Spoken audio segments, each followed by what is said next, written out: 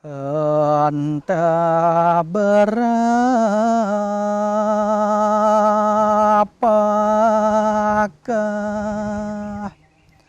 lamanya kawin,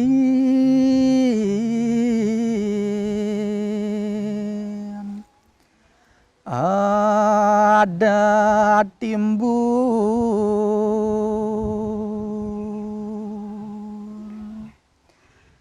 Alam semesta beserta isinya kan memiliki dua wujud dalam teks-teks Bali itu. Satu santa rupa, jadi wujud yang harmonis, yang wujud yang kasih, wujud yang penyayang. Tetapi di balik wujud itu ada juga yang agra rupa, yang wujud menakutkan sebagai energi negatifnya begitu. Nah, kalau seandainya kita tidak memiliki hubungan yang bagus dengan alam, maka alam akan menciptakan energi-energi yang negatif juga, yang agra rupa ini, sehingga kemudian kita sadar bahwa kita memiliki ketergantungan, interdependensi yang tinggi dengan alam semesta ini. Banyak yang mati. Itu artinya cara pikir orang Bali itu ada dua. Ada skala dan ada niskala. Kala itu berarti waktu. Skala berarti ada di dalam waktu. Niskala berarti tidak ada di dalam waktu. Apa saja yang tidak ada di dalam waktu, gitu. Mungkin kehampaan. Gitu. Apa saja yang ada di dalam waktu, semuanya ada di dalam waktu. Manusia, hewan, tumbuhan, termasuk dunia ini juga ada di dalam waktu itu. Karena orang ada di dalam waktu, dia bisa mati. Masyarakat Bali itu punya konsep somya itu ya. Jadi mengubah yang agra rupa, yang menakutkan itu menjadi yang santa, yang menenangkan, yang mengasihi dan yang lain sebagainya. Oleh sebab itu sebenarnya kita bisa lihat dari cara-cara mereka, misalnya salah satunya dengan mewabahnya tikus itu ya. Jadi menyerang lahan-lahan pertanian masyarakat atau petani kita. Masyarakat Bali pantang sekali memisuh gitu. Mengata-ngatai tikus itu dengan ujaran-ujaran yang negatif ya. Jadi kalau semakin diberikan ujaran yang penuh dengan kebencian, penuh dengan emosi dan penuh dengan marah, diyakini tikus itu akan berkali-kali lipat bisa merusak tanaman gitu. Barangkali ini juga yang menyebabkan ada semacam ngaben bikul atau mengaben tikus gitu ya. Meskipun di Bali sebenarnya tikus itu lebih sering tidak dianggap sebagai hama. Dia dihormati dengan sebutan jero ketut namanya. Itu dari segi kata-katanya saja mereka pantang untuk memisuh istilahnya gitu. Jadi termasuk juga menghadapi pandemi ini, bagi masyarakat Bali pantang memisuhnya gitu. Pantang mengata-ngatainya dengan sesuatu ujaran yang kotor gitu. Ritualnya gitu. Jadi diaben gitu ya. Sehingga kemudian tikus itu memiliki perlakuan yang sama dengan manusia karena dianggap sebagai bagian dari saudara gitu. Tentu kenapa tikus itu bisa datang, ya karena ada ketidakberesan di lokasi misalnya, termasuk juga sarana upacara yang tidak kita persembahkan. Baik orang agung, kebanyakan yang mudarat.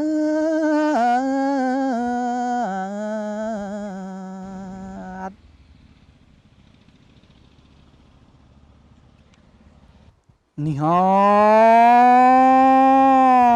wiyadi sastra roge asang hari. Ya, jadi kalau kita mengacu pada lontar roge Sangaragumi misalnya, di sana disebutkan sejumlah penyakit ya yang menyebabkan terjadinya wabah atau pandemi. Misalnya salah satunya adalah ketika masyarakat Bali menghadapi penyakit cukil daki gitu. Cukil daki, maka pemegang otoritas yaitu raja dan pendeta.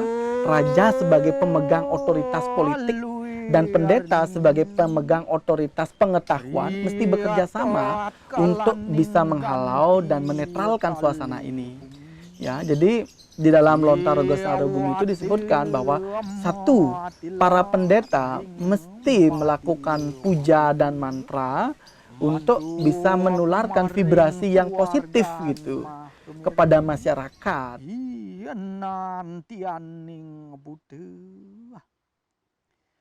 So bumi sami wong ke susupan butuh bau misalnya masyarakat terkena wabah penyakit diakibatkan oleh lepra, maka raja itu mesti mengambil kebijakan politik begitu ya untuk melakukan semacam karantina wilayah.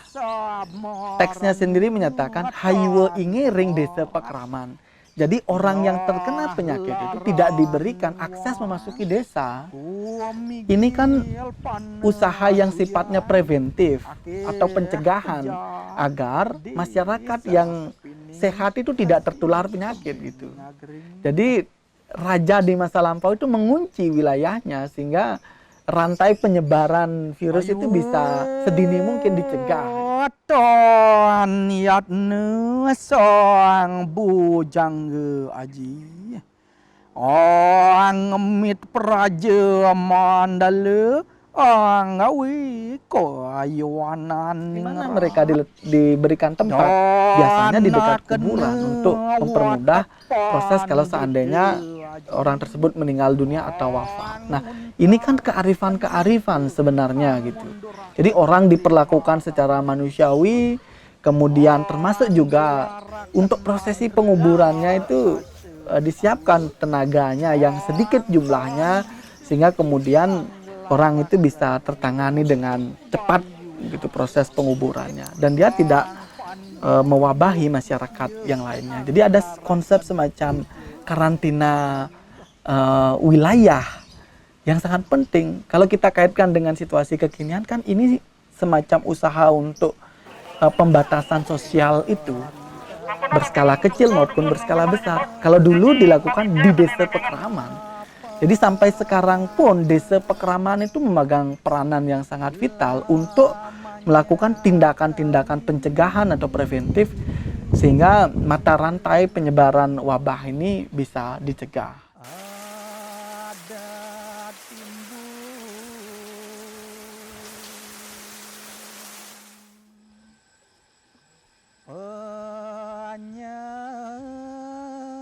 Saya di sini termasuk desa tua dari dulu. Saya di sini sudah menghadapi ada wabah masyarakat. Saya di sini ada peternak, wabah peternak. Saya di sini sebagai desa, sebagai desa adat Tarukajo, merupakan apa namanya sekarang modelnya 3M begitu, cuci tangan, pakai masker, jaga jarak, begitu. Tetap saya mempunyai pecalang atau satgas di sini. Saya disuruh apa namanya menghimbau keramo di sini supaya menjalankan 3M. Itu untuk keselamatan demi wabah COVID-19, termasuk ada di rumah di apa namanya di sini atau angkul lah pemusuh. Di sana ada tempat cuci tangan dan di pura di Jabopuro semua sudah saya isi tempat-tempat cuci tangan untuk demi keselamatan umat dan selama saya di sini. Napi puni kewastannya sane ngerana yang sakit boya sios kuman-kuman puni ke yakti musuh ne uning ngerusak raga tur nyakitin wireh ngemedalang wisya. Jadi ide Bagus Rai ini, beliau menjelaskan tentang kuman. Beliau menyebabkan kuman adalah musuh yang merusak tubuh dan membuat sakit. Dan itu jelas disebutkan wireh ngemedalang wisya. Itu artinya yang mengeluarkan penyakit. Bagaimana caranya? Ingatlah niki, peraturan kebersihan pinake penulak gering. Jadi bukan hal yang baru lagi protokol kesehatan itu. Peraturan kebersihan pinake penulak gering. Itu yang beliau sebutkan. Ada 4 ya di teks-teks Bali itu. 1, mereka mistik, betul. Kedua, ada estetik di sana, ada keindahan. Makanya ada penjelasan tentang wabah dengan cara mesatu. Kemudian ada juga etik. Bagaimana caranya? Bagaimana cara orang untuk menyembuhkan dari wabah itu? Itu ada etiknya, ada sesananya. Dari bagaimana cara mencari obat-obatan apa saja. Dan itu berkaitan dengan etik ini. Dan yang selanjutnya itu logik. Logik itu. Jadi dia logis, itu bisa dipertanggungjawabkan. Dan lagi, orang-orang yang ingin mencari obat-obatan itu, mereka juga harus mempertimbangkan tempat dan waktunya. Penyakit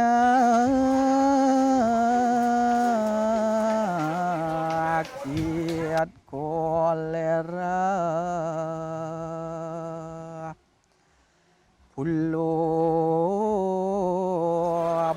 Bagaimana cara masyarakat Bali itu melakukan harmonisasi dengan kekuatan-kekuatan negatif alam semesta begitu? Nah, ini kan bisa kita lihat misalnya setiap 1 tahun sekali ketika terjadi pergantian tahun baru Saka itu. Ketika orang Bali nyepi, sebelumnya dilaksanakan Tawur Agung. Tawur Agung ini adalah persembahan kepada Buta dan Kala sebenarnya, yang merupakan energi-energi destruktif atau negatif.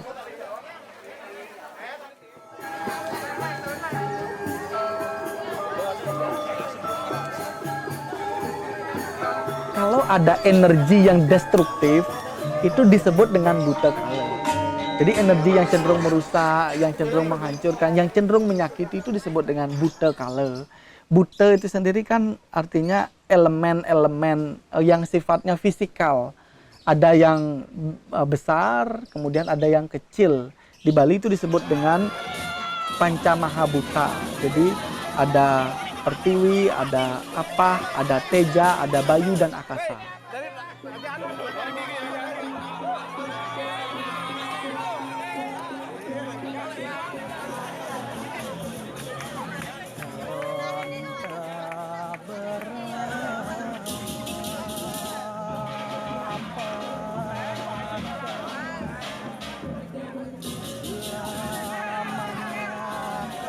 Esok harinya ketika terjadi pergantian tahun baru Saka itu kita diminta untuk melakukan catur berata penyepian.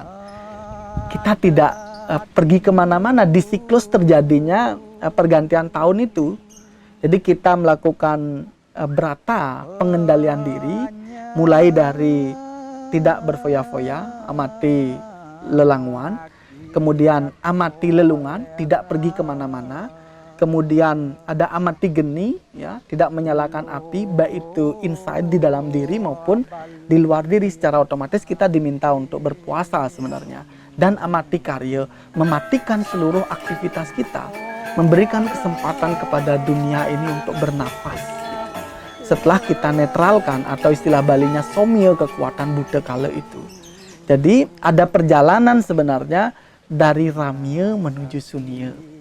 Ketika ramya ini kita berikan alam semesta ini persembahan, sesajian, dan keesokan harinya ketika hari suci Nyepi kita menghentikan seluruh gerak dan aktivitas kita dengan tidak keluar rumah.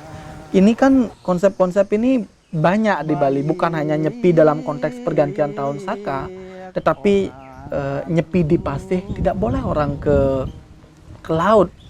Ya mungkin saja ada energi-energi atau hal-hal yang membawa dampak negatif kalau itu dilanggar.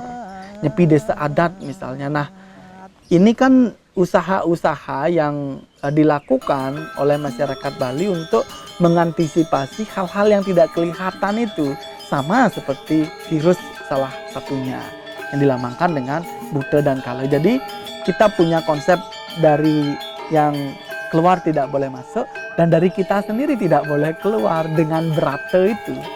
Jadi salah satu cara untuk menghadapi pandemi ini kita berata, lakukan pengendalian diri. Kalau misalnya di kebudayaan atau agama lain, kita mesti mempuasa gitu, puasa ya, untuk menahan diri, menahan amarah, tidak terlalu banyak bersosialisasi seperti saat ini. Jadi kearifan-kearifan ini memang sudah ada dalam teks-teks Bali, hanya kita perlu menginterpretasi dan mencanggihkannya untuk situasi kekinian gitu. Jadi yang kuno itu juga bermanfaat untuk kini gitu. Jadi ada kuno dan kini. Gitu. Dari yang kuno dan ke now ini ada garisnya juga gitu. Nah, di samping dimensi negatif itu kita bisa melihat pandemi ini sebagai satu refleksi yang positif juga gitu. Memberikan kesempatan bagi alam untuk memulihkan dirinya dari eksploitasi yang mungkin sudah sedemikian rupa dilakukan oleh manusia gitu. Jadi kalau manusia tidak mampu dihentikan eksploitasinya terhadap alam, maka alam sendiri pun akan membuat manusia terhenti untuk melakukan eksploitasi, baik terhadap tanahnya, terhadap airnya, terhadap cahayanya, terhadap udara, maupun juga terhadap angkasanya atau atmosfer itu. Oleh sebab itu saya kira kita juga perlu memandang pandemi ini dari sisi yang positif, bahwa kita memberikan kesempatan kepada alam untuk merecovery dirinya.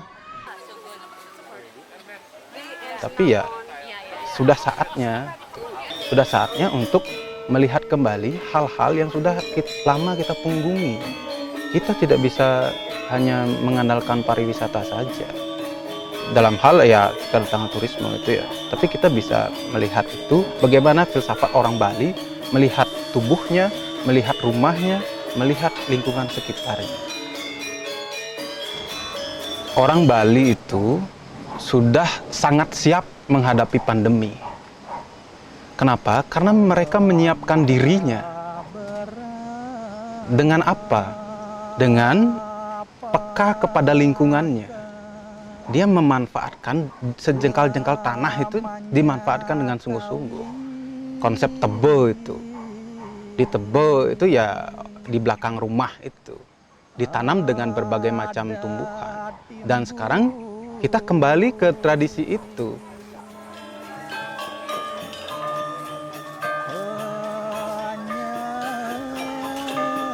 Orang Bali itu identik dengan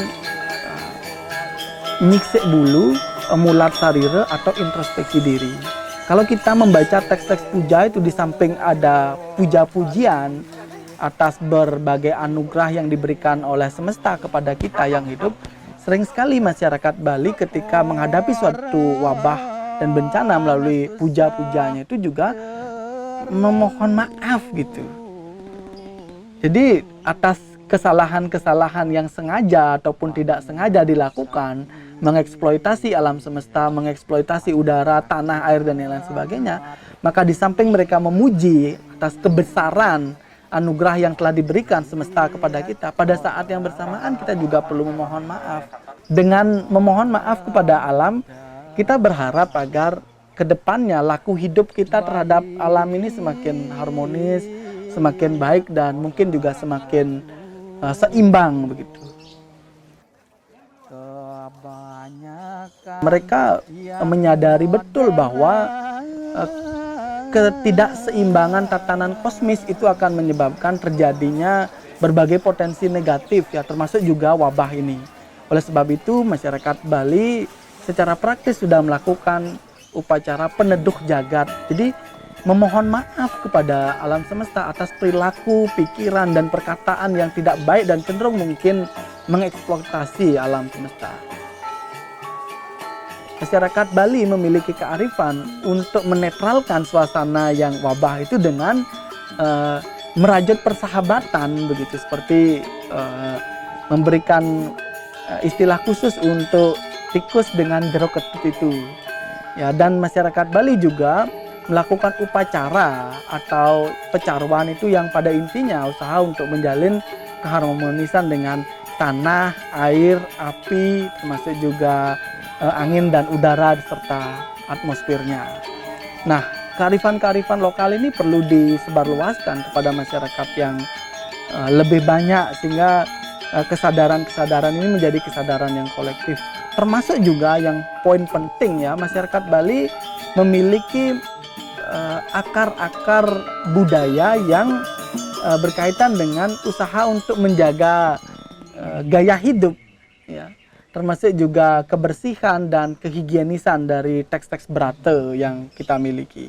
Termasuk juga dalam hal menjaga imunitas tubuh, teks-teks sastra kita memberikan lawatan bahwa tubuh bisa dijaga dengan ketenangan pikiran. Ketenangan pikiran bisa didapatkan ketika tubuh kita mendapatkan asupan-asupan makanan yang berkualitas, dan itu semua kita dapatkan dengan menjalin harmoni dengan alam semesta.